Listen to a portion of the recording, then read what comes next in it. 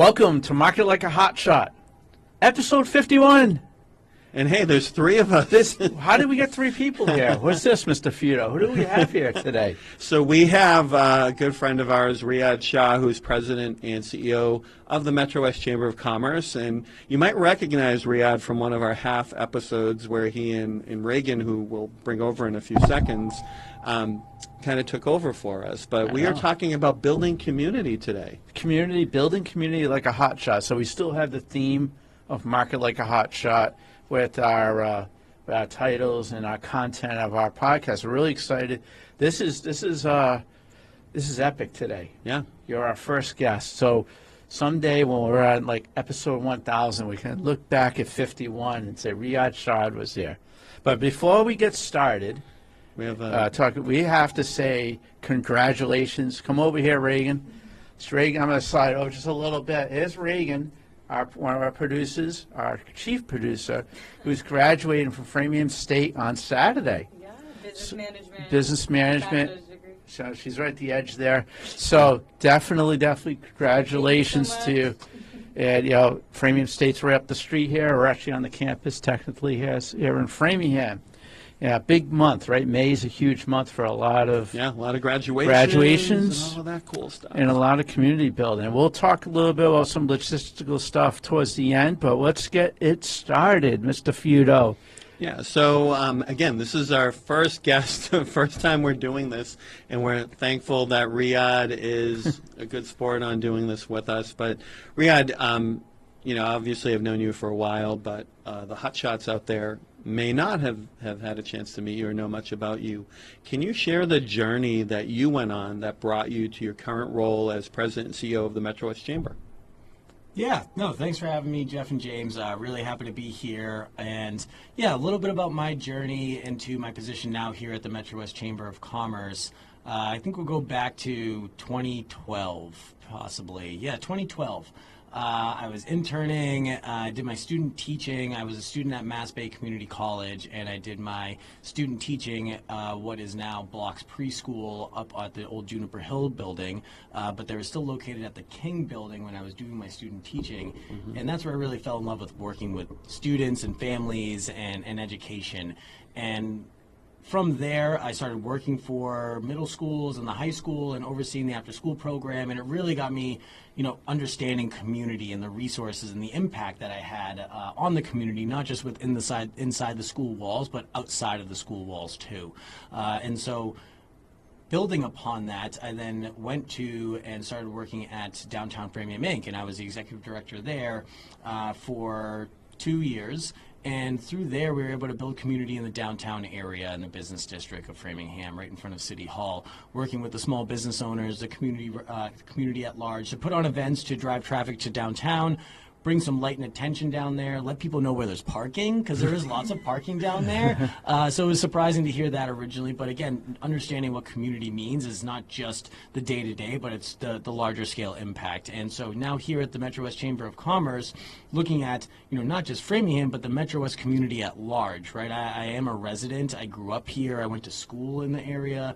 So over my 36 years of existence, I've been able to experience the Metro West for what it all has to offer, from a professional, from a consumer, as a resident, and a resource sharer. So I think that's really exciting now to be at the Metro West Chamber of Commerce and kind of bring that back full circle.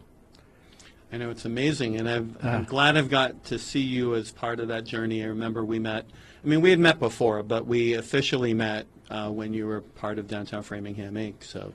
Downtown's thriving too. Yeah. Thanks to you. Great businesses down there, great diversity, a couple of good coffee places that I like. A couple of sushi. I'm not a big sushi guy, but I like the sushi place. Yeah, there's a good variety, and I wouldn't say not thanks to me of the businesses being there, but I think thanks to me for bringing the attention to those businesses, right? So now that right? you know that there's coffee shops and sushi and live music and storefronts for clothing and shoes and services and insurance and dental and all the things. Yeah, gotta get my teeth cleaned. But getting back into community. So what, as you built the community here in the Metro West and in Framingham, greater Framingham area, right, the heart of the Metro West. What's some core ingredients that you like when you were building that strong community, how did you go about doing that? Yeah, it's a great question, and I think listening is first and foremost when I think about that, especially at the Chamber's perspective. We have over 400 members at the MetroWest Chamber of Commerce and continuing to grow day in and out. And all of our members are different. All of their member needs are different. At the career paths they're at are different. Where they are in revenue and growth and scale are all different. So being here at the Chamber, it's really important to listen first to understand where we can help grow the community together, because one member's issue could be 20 members' issues. And we may have just not heard that as of yet, or they may have not been able to dispel that as concretely as somebody else did, but us being able to listen, I think, is important. Very good, very good. I like that. That's why we have 2 ears and 1 mouth. James and I always talk about that all the time, like a little tip, especially if you want to, you always have to be in learning mode all the time, and that's why you should be listening to people, especially people smarter than you, which there's quite a few. Smarter than me, not you. But You're smarter than me too. so, what's some of the big? I've been a community builder myself through events and all. But what's your biggest misconception? What are the biggest misconceptions people have about community building? I think part of it is the transparency and the nuances that go into it. And not being able to, divulge all that information sometimes as to, hey, why we didn't do something at a community event or why we had to cancel a community event, and being able to have that transparency and the nuances.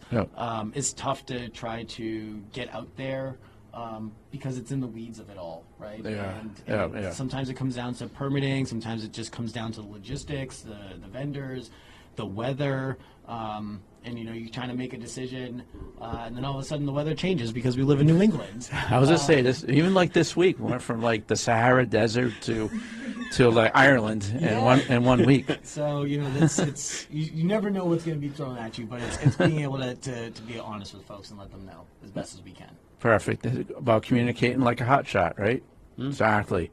And then how about, hey, James, I know you love leadership, man, so we got a good leadership question for Mr. Shah here. Well, I think there's something that a lot of people have in mind is that you go to events and people are so different at these events. And one of the things is your role as the president and CEO of the chamber is to get a lot of people from different backgrounds and different industries together so that they can mesh well. So how do you bring people together who may not naturally connect? It's listening to them, right, and finding those nuances that make them connect. I can think about an instance where we had 2 members that would never maybe have made a connection, but they were in the same room multiple times, and to know that both of those members had freshmen at a university. And I could make a connection for them, and they could do business together, right? But that wasn't the crux of the connection. It was, hey, you all do. How was parent weekend? How's driving down to parent weekend? How was move in? Right? How was move out? Because I know both of you have students that both go to this university, and parent weekend's coming up, and you all should talk about that. Maybe you could carpool now that you know each other. So it's really listening first and finding those connections. Because you're a business, right? People are trying to boost revenue and make sales and transactions, right? Like that's part of why you're part of the chamber, right? But at the end of the day, right, you want to do business with people that you know, trust, and like, and to be able to understand those variations of where you come from and make those connection points, I think is important for us to keep an eye on. Beautiful answer. Love that. How about empathy?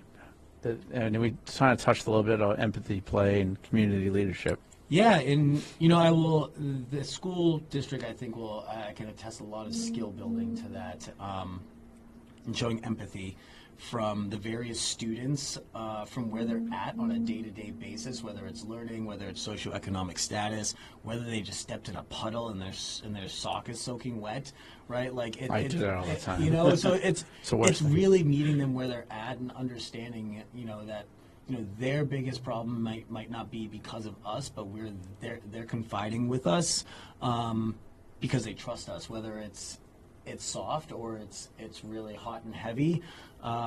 It's having that empathy to know that we're here to see them through this, and they're coming to us at an elevated pace because they trust us. Yeah, I love the trust thing, Jared.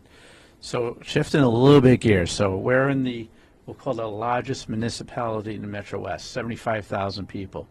Became a city in 2018, right? Was the largest town. So we had that big, like, woo, we're the largest town, but now we're the 14th largest city in Massachusetts, right? So how can small businesses, because we have great small business community here in Framingham, build community around their brand? And we've talked about branding like a Hotshot in previous episodes, but what's your thought process there? Yeah, so it's getting connected to the granular community, right? It's getting out there.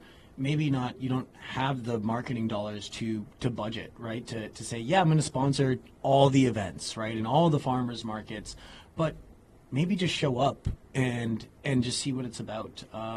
Pass out some business cards. It could be, volunteering on that day for a community closeout with Keep Framingham Beautiful, right? And so Keep Framingham Beautiful is an organization that brings your larger community together, right? So if you're looking at your local economy and that's your really thriving market that you're trying to access on a regular basis, I would say try to meet them where they're at. And now I know that's difficult to ask a small business owner who is maybe doing payroll, who is opening and closing, who has to run and get supplies, who has to do deliveries, who has to clean the grease trap, or that has to do the supply truck before the morning, before his employees show up. But it's understanding that the ROI on that is important. Yeah. And it doesn't cost you anything to show up as a person. It costs you a little bit of time, but I think the dollars spent, right, and being able to unpack that to say how much are you spending on Google Ads or Facebook and targeting, a 5-mile circumference around your business of a brick and mortar. And not saying that doesn't work and you shouldn't do that, but think about, okay, $50 of your time for an hour trade-off to go to a community event where you're going to meet maybe 30 to 50 new people that are local to your brand and to your business of where it's located. Like, I would say that's something to definitely take a look at. And if you don't know how to, reach out to us at the Chamber, and we'd love to connect you and show you how. Yeah. I know we'd say this again, but how do they reach out to you at the Chamber? Yeah, so they can reach out to us. We are here located at 860 Worcester Road. You can come on by, stop in the office. We are located at the 300th floor. So the 300th floor, the third level. Our office, we're on the 300th floor. Our office suite number is 301 on the third floor. Send myself, Reyad at MetroWest.org, an email. You can include Louisa at MetroWest.org, an email as well. You can go to our website and hit the Contact Us Now button as well to find out more information. Awesome stuff. So I'll leave it to Mr. Fear to ask about events. Well, you mentioned a lot of community involvement and community activity, and a lot of those things are events. So in your opinion, what makes a good community event?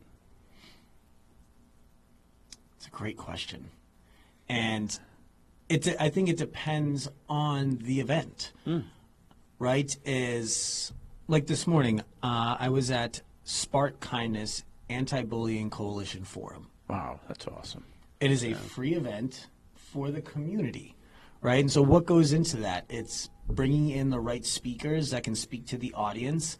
It's, food is always great. If you can bring some food and nourishment to the table as well.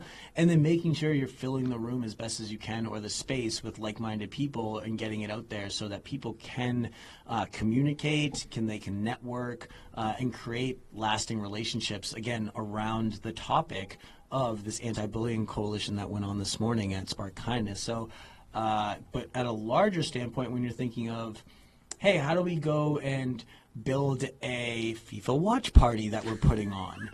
So we've recently got the okay from FIFA and Fox Media to host a regional fan zone with the MetroWest Visitors Bureau, the Marlborough Regional Chamber of Commerce, the Marlborough Economic Development Corporation, and the Franklin Cultural District. And so what does that mean for a community event at that large scale? It's it's activation for kids. It's vendors for adults so that the small businesses that are there can access the potential clients and consumers of their products and services. It's getting the watch screen so that we can show the games. It's having food because food brings people together, and making sure there's a variety of food because we know there's going to be a variety of consumers at the event because we are showing multiple games from varying countries. So we want to be able to provide as best as we can in our community, provide varying options for people to access as well. And that's coming up fast. Is it June 11th? June 11th, Is the 12th, and 13th is the first one, and the 24th and 25th in Franklin. You can visit MetroWest.org, the MetroWest Visitors Bureau, the Marlboro Regional Chamber of Commerce, the Marlboro Regional Economic Development Corporation. Write all that down, and James. the Franklin Cultural Council to find out more information. Follow us on social media as well. There's going to be a lot of stuff for me to put in the notes. I know. We're going to have to write the big script here. So, and what have you learned? I mean, the Chamber's had some really, really cool events past couple of years. What have you learned? You know, I know we've talked a lot about community building now, but the core events that bring the community together. Yeah, it's resources, right? In our community at the Chamber, we are comprised of nonprofits, micropreneurs, small business owners, medium, large, and corporate-sized businesses. So it's finding the resources that speak to the different audiences that we do have within the Chamber, and resources for look in different forms for different business owners or businesses itself. So the small businesses that are looking for the business incentives and the grant opportunities that are out there, to maybe the medium or large scale that haven't just turned the corner on scaling their business to that next level that they're trying to get to. So it's connecting into the businesses or members that we have that may be able to help them, or finding those incentive programs from state agencies like the Executive Office of Economic Development and others to provide that connection point for our community. To the larger corporations is making sure that their employees know what's available to them, making sure that they know that we're here to help them through any sort of facet of the business or employee outreach, connections, volunteer days, and stuff like that. So I think it goes back to listening. Yep, exactly. So like along those lines, and you kind of touched on this already, but a lot of our audience, the hotshots out there, are small business owners. Some of them may not live out in Metro West, but just your thoughts on this, like, you know, how can you or how do people create spaces that people feel included and welcome to? Because, you know, we happen to live in a very diverse community, both, you know, from every perspective of the word diverse, you know, socioeconomic, demographically. What are some tips that you have for people that can make, you know, these spaces and events more open? Collaboration. We don't have all the businesses and nonprofits in our chamber membership. So when I think about doing larger community events, as I just named 4 other organizations that we're working with to put on a regional fan zone, it starts with collaboration.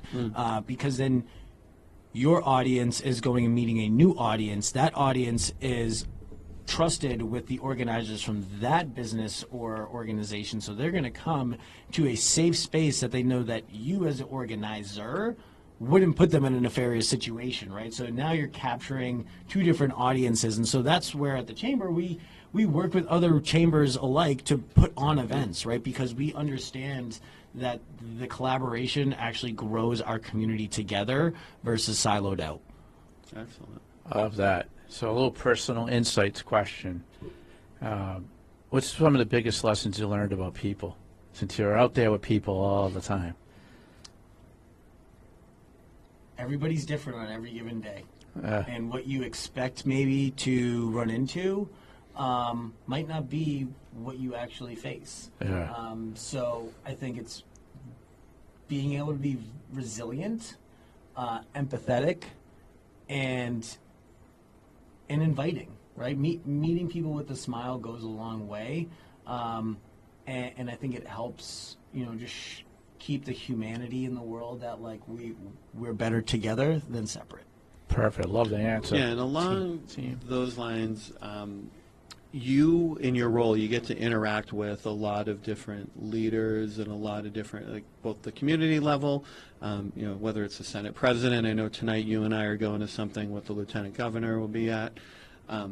With all the leaders that you interact with, whether they be political, business leaders, leaders in a large company, what's one thing that you wish that a lot of leaders in general knew more about community, like what they understood, what do you wish they understood more about community?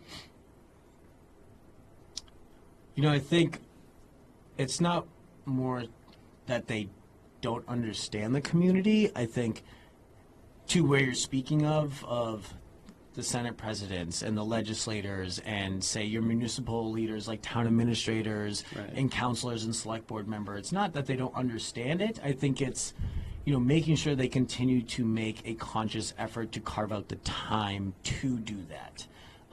We are all busy, and they're busy making important decisions that affect the community at large, and so I'm not taking away from any of that at all.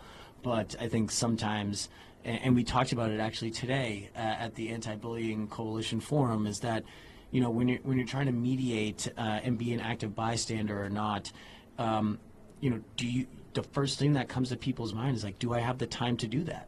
Right? Do I have the time in my busy schedule to be intentional with this conversation? I think that needs to just be reminded for folks, because we all get busy, right? Myself included.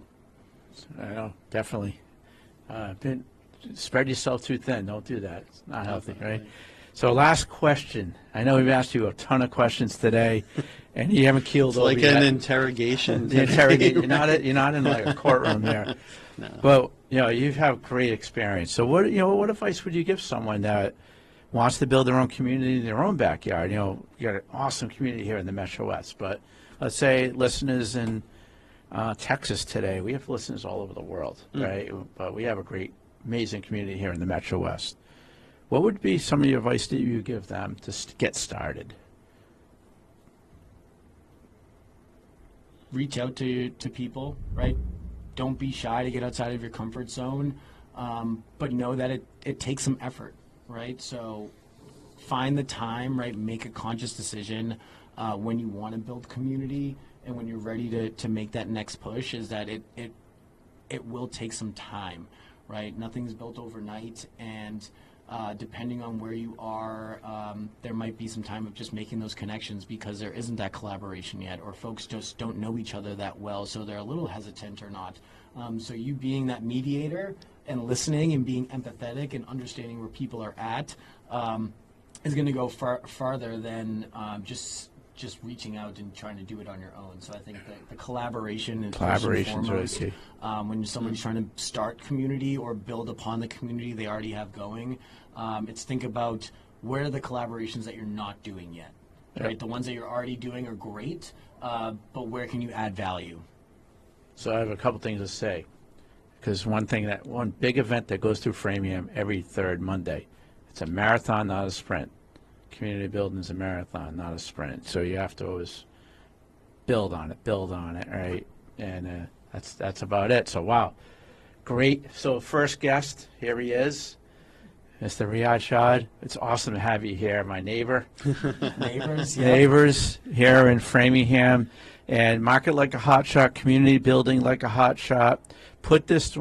Note this one, our first ever guest here on Market Like a Hotshot, when we have zillions of followers 10 years from now. We'll have to remember this one. So marketlikeahotshot.com is our website. And also we're on all the major social channels, major platforms from Spotify, Amazon, Apple, iHeartRadio, and YouTube. You'll see us and our good-looking faces here. So we'll see you out there. Like, share, comment. Let us know what you think. And also, hey, if you want to be a guest, get in touch with us. Reyad, thank you so much. Yeah, thanks. Just thank you so much for coming here tonight. James, Jeff, thank you both so much. This is Appreciate great. So see you all soon out there, Hotshot Nation. See you soon. Soon.